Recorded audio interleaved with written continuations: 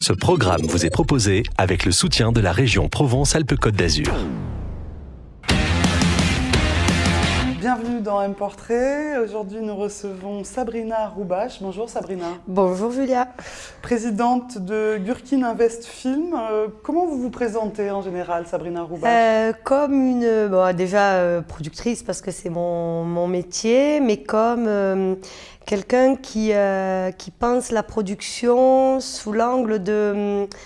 l'angle financier, mais dans le sens noble du terme, c'est-à-dire de pouvoir être autonome sur la création. Pour être autonome, j'ai dû penser une ingénierie financière et juridique particulière, donc comme une productrice, on va dire 2.0 ou 3.0, selon où on en est. C'est vrai qu'il y a le cinéma, il y a le digital aussi, dont vous parlez beaucoup, Sabrina.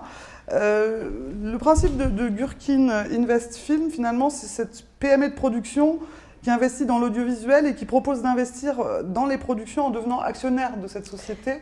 C'est un peu ça, cette ingénierie originale. Un peu particulière en fait, qui me permettait, parce que je partais de... Donc j'ai travaillé en production exé sur la série de Netflix, donc en 2014, quand le producteur délégué Pascal Breton à Paris récupère Netflix, le marché de Netflix. Je comprends assez vite que les choses vont changer dans nos métiers. On ne pourra plus produire comme il y a encore 5 ans. Et pour être autonome sur la création, on peut plus, il n'y a plus d'argent public. Ça, je m'en suis rendu compte au bout de 20 ans. On arrive quand même à voir les sources se tarir. Je les ai vues. Et surtout de se dire, après tout, pourquoi est-ce qu'on ne penserait pas notre métier comme une start-up dans les nouvelles tech, dans les biotech, et se dire... Je développe des scénarios comme eux développent des nanos, des biotech, et vraiment partir de transformer mon business model sur ça, le construire sur ça. Moi, mon business, c'est les scénarios, les auteurs, et coller avec une ingénierie juridique qui réussit à s'adapter quand même à l'écriture, parce qu'on n'écrit pas comme on cherche une molécule. Donc il fallait quand même penser les choses, me donner beaucoup d'agilité, de latitude. Et pouvoir faire des levées de fonds pour vite, pour pouvoir être agile, acheter des scénarios, développer rapidement et rentrer très vite en production, et surtout pouvoir fournir une offre de contenu aux plateformes digitales qu'on connaît, Netflix, Amazon. 2003, vous êtes manager à Casablanca, vous devenez directrice de production chez Comic Strip Productions, ça dure 10 ans. Ensuite, il y a la production déléguée, la production exécutive chez Gurkin Productions. Vous êtes aujourd'hui également élu consulaire à la Chambre de commerce et d'industrie Marseille-Provence.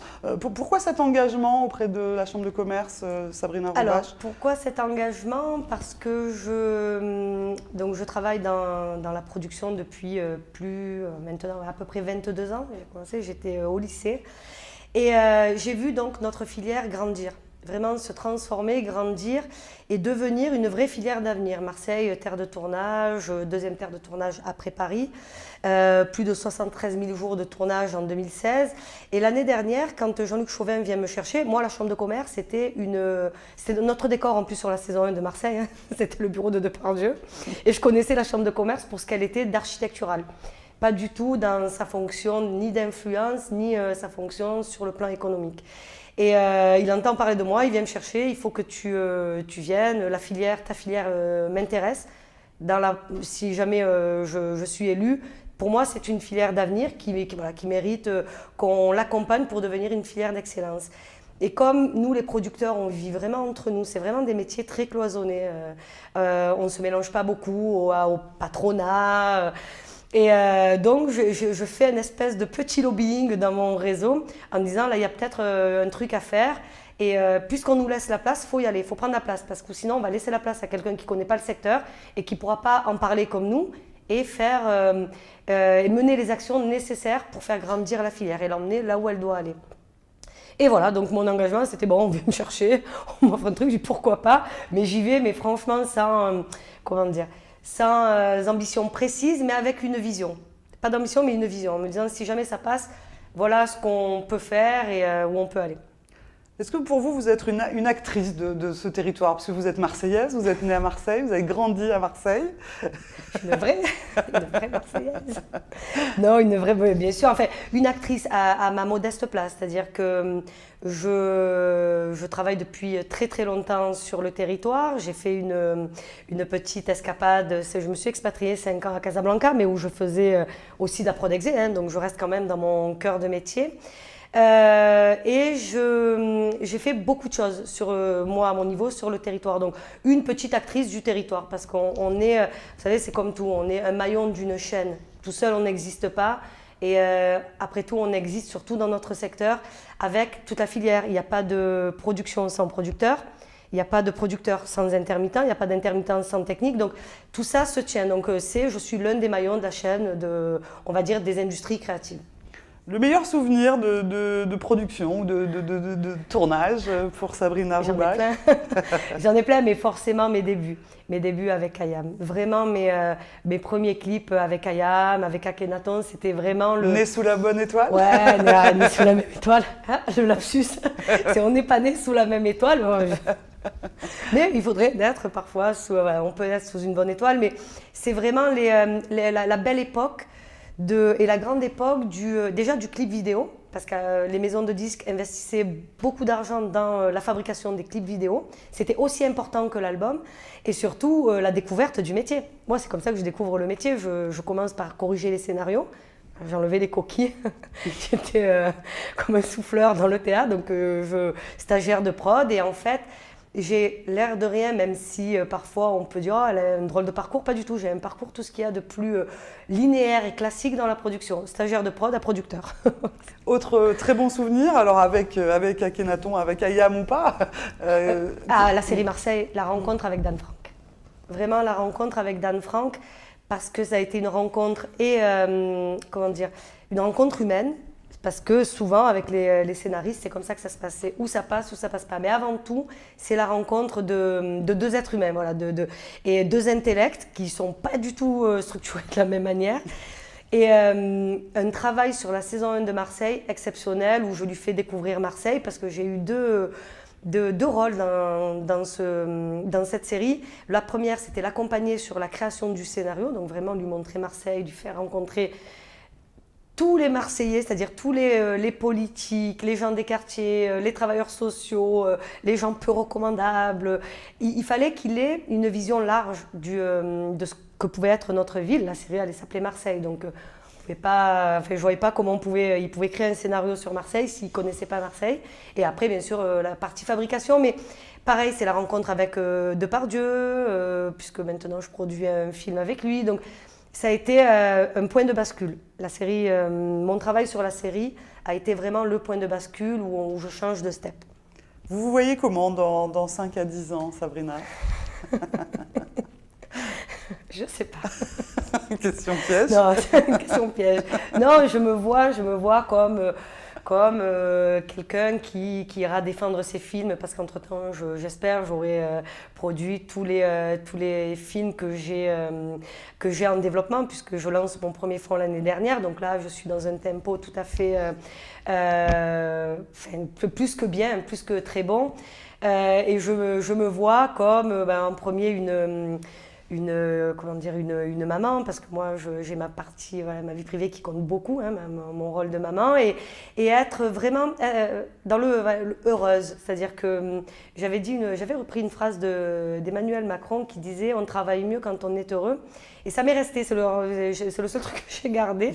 Il a raison, en fait, on travaille mieux quand on est heureux. Donc essayer de trouver le juste équilibre entre ce qu'on peut faire pour la société, l'intérêt général, dans sa famille, dans sa vie, et penser à nos métiers de producteurs sont importants parce qu'on passe des messages. Quand on produit du contenu, on délivre des messages, et on doit penser tout le temps responsabilité, engagement.